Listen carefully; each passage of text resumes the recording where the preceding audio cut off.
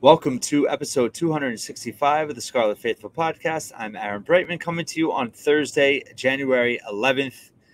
Have covered a lot of Rutgers men's basketball lately, and we'll do so some more going into the weekend. Huge game at Michigan State on Sunday, coming off the big win over Indiana this past Tuesday. But wanted to focus on something else today, and recruiting-wise, it's a little bit of a dead period. I want to have some recruiting experts on soon who are best to kind of pick their brains in terms of what's going on right now for Rutgers football. But in terms of Rutgers football, I wanted to do something that hasn't really been covered. It is relevant. It's not I think decisions are going to be made pretty soon, and we don't really know much. So 2025, the football schedule, there are two non-conference openings on the schedule for Rutgers football as of right now. In terms of what's been reported, they're playing Ohio in the season opener on August 30th at SHI Stadium in 2025, but they have two non-conference slots to fill. So I find that kind of interesting. I'm a schedule guy. I love deep dives, in which I have dove. I've gone through every Power 5 reported schedule, potential opponent, and pretty much every FBS potential opponent that Rutgers could add. And just looking back at the model, since Schiano's been back since 2021, 20 was a COVID year, obviously, and not all these decisions were made since Schiano's been hired, but the basic footprint or blueprint for what they've done is they have one Power 5 non-conference opponent, one G5 opponent, and then one FCS opponent. So in the last 3 years, your Power 5 opponent, you were at Syracuse, you were at Boston College, and you hosted Virginia Tech. Your G5, you had Temple all 3 years. And then your FCS, they hosted Delaware and then Wagner the past 2 years. So with that in mind, Ohio at MAC, that's your G5 opponent for 25. I should mention 24 as well, which right now they have Howard, Akron, at Virginia Tech, right? So that follows the same blueprint there. You have a Power 5 opponent, the home and home with Virginia Tech trading from this past season. Akron is your MAC G5 opponent, and then Howard is your FCS opponent. So you have Ohio to start 25. So there, that checks the box for the G5 MAC. So based on what Rutgers has been doing, they're probably going to add an FCS opponent, and they're probably going to add a Power 5 opponent. Now, being so late in the game, it's not so easy to add a Power 5 opponent right now. And that's why I did a deep dive in terms of looking at what the actual possibilities are. I did do a little bit of a survey on Twitter today, tweeting kind of what people were interested in without giving specifics on, who actually had open dates or not. But there is a strong sentiment, as I expected, and I agree with, in terms of, really looking at the ACC and also looking at former Big East foes that are in the ACC. Obviously, Rutgers had a lot of success. 4-0 now in the last 3 seasons. They won that game at Syracuse. They won that game at Boston College. They beat Virginia Tech this year, and they beat Miami in the bowl game. So Virginia Tech next year is improved at Blacksburg. That will be a challenge. But I think that model makes sense. And, Rutgers has employed that for future games as well in terms of their future opponents. Looking at it in 26 and 27, they already have that deal inked with Boston College, a home and home. They're at Boston College in 26 and hosting in 27. If you're wondering about the 22 BC game, they also hosted BC in 2019. So that was that home and home, 19 and 22. When they went to Syracuse in 21, for those that are wondering, they were supposed to host them in 2020, got canceled because of COVID, and it doesn't look like that's going to be reopened. And if you're asking about 25, let's just jump into 25 possibilities. So Syracuse does not appear to be a possibility. They are full. They have they're at Temple. They have Notre Dame, Army, and UConn. So you already have a Power 5 team. You're already at Temple, and then Army and UConn. Who knows if Rutgers and Schiano and Fran Brown would get together. But I would not think that would happen in 25 based on Syracuse's schedule. Boston College, like I said, you already have them on 26 and 27. They're also already playing Michigan State and Notre Dame, so that's a no-go. If you're looking at the rest of the ACC, Duke, they have one spot available, but they have Illinois and UConn already. They're already playing a Big Ten team. Doubtful. Miami has a slot, but they're playing Florida, South Florida, Notre Dame. Pitt has a slot, but they don't have dates available that match up. And they're already playing West Virginia and Notre Dame. So there's no way they're going to add Rutgers in that regard. Doesn't make sense. There are a few possibilities in the ACC. So a new one in terms of a new ACC team is SMU. So SMU, who Rutgers played that 1 year in the American, they're at TCU already, but they have a bunch of slots to fill. Not ideal. I like the East Coast idea, but that is a possibility in terms of dates being available. September 6th and September 13th is open on their schedule. And the key part of this is if you play a Power 5 team, you pretty much need to lock up a home and home. And that's where it gets a little complicated for Rutgers because, like I said, 26 and 27 is booked. So you're really realistically looking at 28, 29. And SMU, it does appear, I mean, they have they're at another Power 5 team. I wrote it down, but I can't read what I wrote there. But they have another game in 28. Probably looks like they would most likely be available in 32 looking forward. So, maybe that could be a one-off. I don't know. Again, I don't know anything. I don't have any insider information. I'm not trying to tip any hands. I'm just a guy that deep dove into all of this and loves schedules and looking at possibilities. In terms of the ACC, you also have Stanford, which is weird saying that in terms of the ACC, but Stanford is moving to the ACC. And checking my notes, they have 2 slots available. They are playing Hawaii and San Jose State, so they need a Power 5 team. Now, would they be interested in playing an East Coast team? Probably only if Rutgers would go there. And does Rutgers really want to travel to California to play Stanford with that Big Ten schedule? Probably not. They have open dates, 9/6 and 9/20.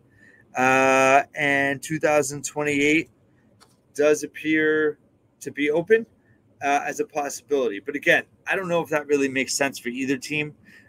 So that is, like I said, a possibility, but I don't think it's a strong possibility. I'm going to come back to someone in the ACC that does make a lot of sense just to make it maybe a little bit interesting. But who else in the ACC? I mentioned Pitt, mentioned Miami, North Carolina, all those teams, NC State, none of them have openings. And teams did express interest in them, but it doesn't look like anything makes sense there. In terms of the Big 12, there are a good amount of possibilities there. You have Houston, who does have some availability. They're just playing Rice and Boise State. They're open on 9/6. They're playing Oklahoma in 28, so they're probably a return date would be 29. Again, another thing to consider about Rutgers is they already have 5 Big Ten road games scheduled for this season. So they ideally would want a home game. Don't know if they're going to get it with a Power 5 team, but they're at Illinois, at Minnesota, at Ohio State, at Purdue, at Washington. So they're already going to the West Coast once. And then they're hosting Iowa, Maryland, Oregon, and Penn State. Not an easy schedule whatsoever. So, I guess there's no guarantee they're going to add a Power 5. But again, looking at the model, looking at the way they've been, let's keep looking at the Power 5s. As I said, Stanford is a possibility. Houston is a possibility. Where I think an interesting possibility that does make sense in terms of another future opponent that's on the schedule is looking at Kansas State. Kansas State and Rutgers have a series reportedly scheduled and has been on the books for a while for 2030, 2031. So the interesting thing here is for 2025, Kansas State has an opening. They're playing Army and North Dakota. And they also are on the schedule for at Arizona on September 13th. Now, why is that interesting? Because Arizona has recently joined the Big 12. That is no longer going to be a non-conference game. So Kansas State's going to need somebody else. Their open date is 9/20. Rutgers has that. So I think you could look at Kansas State moving one of those dates, 2030 or 2031, and moving it up to 2025. That could work for both teams. Because like I said, Kansas State is now going to be looking for someone else now that Arizona is joining the conference, and Rutgers has a spot to fill. So whether you like that non-conference matchup or not, and whether it still happens or not remains to be seen, but that is on the books right now, and that could be a potential fix for kind of a last-minute non-conference Power 5 booking for Rutgers. I know I'm jumping a little bit here. BYU is another one. I have Post-it notes all over. BYU is only playing East Carolina and Southern Utah right now. So they have an opening on September 13th. And 28, 29, they have a home and home with Ole Miss. So I don't know if that would make sense to add Rutgers as well. I don't know if it makes sense for Rutgers to play BYU. But that is a possibility if you're looking at Power 5 options. Two SEC foes that don't make a ton of sense. And I think my greater point is that if you're Rutgers and you want to play a Power 5 non-conference opponent, you keep the model that you're doing. Not only are you playing ACC teams and former Big East foes, bad English there, but what you're doing is you're playing teams that are winnable opponents. You're playing teams that are either on par with you or you're kind of a slight favorite. So, LSU and Auburn have openings in 2025. Does it make sense to play them? Not really. Auburn maybe could be a little fun. LSU, you have the Brian Kelly connection, coach of Cincinnati in the Big East. Schiano obviously knows him. Could work it out. I don't think it makes sense. It doesn't really follow the plan that Schiano's been following. LSU has at Clemson, Louisiana Tech, and Western Kentucky. So they have an open date on the 13th of September. Auburn has a slot.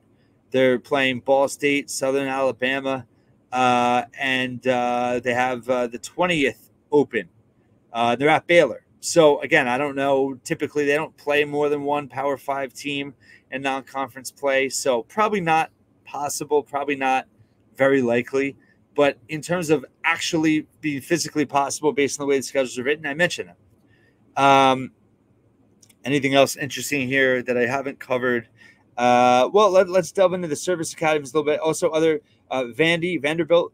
Rutgers, I went to a Rutgers Vanderbilt game at Giants Stadium. I think it was like 1990, 91-ish.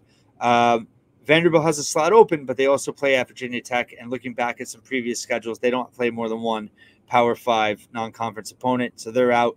UConn has zero availability for those that have asked. UConn's out. They have nothing. I don't know if it would even make sense to play them just in terms of already having a G5 team on your schedule, but they're out. And UMass has no availability either.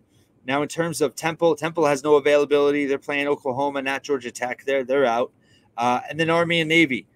I don't see Army as a possibility from a schedule standpoint because they have Kansas State and Syracuse on the schedule already. And then Navy, both of these teams are moving to the American. So the schedules are a little funky. They're not completely full. So, I'm not 100% sure. But it looks like Navy just has Notre Dame on their schedule, and they do have a pretty wide open September. Now, the argument is, do you really want to play a service academy? I know a lot of fans want to. Does it make sense from a scheduling standpoint when you have 9 Big Ten games, playing a team that, is going to run you to death with the option and everything? It's a physically imposing game. And I don't think, honestly, it makes a ton of sense. It's really fun. I've been to both Annapolis and West Point to see Rutgers play them, and it's awesome. It's a great trip. But now that you're playing 9 games in the Big Ten, I don't think it makes a ton of sense. And again, just looking at Schiano's blueprint so far since he's been back, you're talking FCS, you're talking G5, you're talking P5. So all that being said, I think the team that makes the most sense in terms of fit, in terms of availability, in terms of that ACC model, in terms of the East Coast, is Virginia. UVA, believe it or not, has a slot. They have 2 open dates, September 6th, which would kind of be perfect, and September 20th. They have 2 opponents on the schedule, Coastal Carolina and William & Mary. So no Power 5 opponent. They play 2 Power 5 opponents in 24, Maryland and Notre Dame. So they have a Big Ten game in 24. In terms of a return date, 28, they play Indiana. 29, they play Kansas. So if there was a home and home, probably looking at 32 as the return, but that's okay. I think for 2025, Virginia would make the most sense. And old friend Lance Glenn tweeted this when I was talking to him and tweeted it earlier today, that he loved that game without even knowing that it like kind of out of all the options, it makes the most sense just from a logistical standpoint. UVA stands out above all the others. Again, Kansas State I think makes sense. If you're going to have that series in 30 and 31, you could, you both kind of have a need now for 25. You could move one of those games up. Now, how much leverage is Rutgers going to have? Can they get a home game out of this? Or are they going to have to go on the road? And you have 6 Power 5 games on the road in 2025. That's less than ideal. That's not what you typically want, but they might have to do it. So that's going to be interesting. Again, you have BYU, Stanford, Houston, SMU as possibilities in terms of working on the schedule. LSU and Auburn, I don't think it makes sense, but it is physically possible.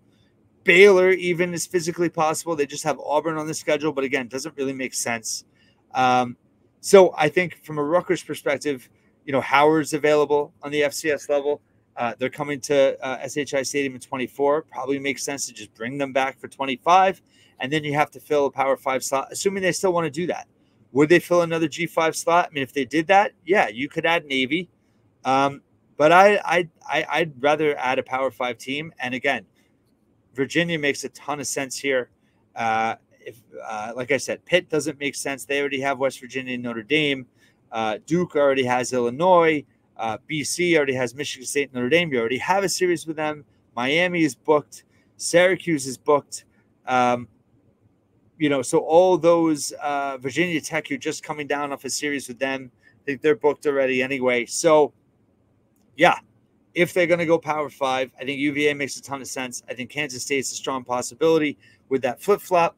And then you could, SMU and Houston are definitely doable, and they're not, in terms of opponent, they kind of fit that bill in terms of winnable games. A little bit more of a travel game whenever you have to go there and they have to come to you. But I think those are certainly fallbacks that, teams transitioning to the Power 5 that are not so daunting. Not saying it'd be an easy game, but I think those are kind of your plan B with your UVA and Kansas State as your plan A. So we'll see what happens. Again, I don't know anything. This is me spitballing and trying to come up with some entertaining content on a random Thursday in January. I hope you like this episode. And, if you have any ideas of topics you want me to cover, write in the comments, email me, tweet at me, whatever. I'm open to anything. I have to do a little research, but I'm happy to cover different things. I'll do a mailbag at some point soon too. But thank you for listening and watching to this Scarlet Faithful podcast episode once again, and I'll talk to you tomorrow.